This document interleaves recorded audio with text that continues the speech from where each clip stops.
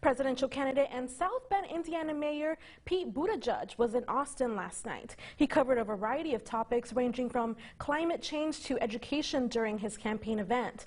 Fox 44's Steffi Lee breaks down his ideas to reduce gun violence and how they compare with other candidates' proposals. We're not secure if we allow the Second Amendment to be twisted into a death sentence for tens of thousands of Americans. This is a national security issue.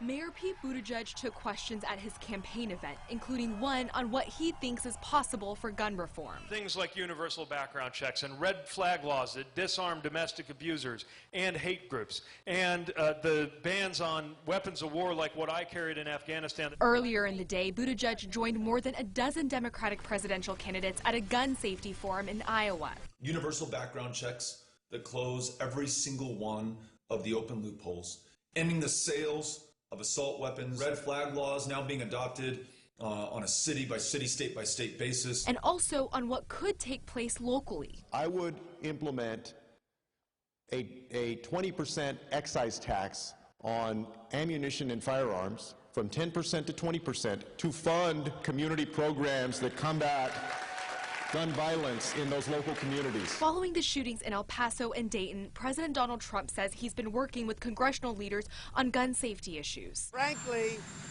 we need intelligent background checks, okay? This isn't a question of NRA, Republican, or Democrat. They understand we don't want insane people, mentally ill people, bad people, dangerous people. We don't want guns in the hands of the wrong people. However, he said it's unlikely lawmakers will work on an assault weapons ban.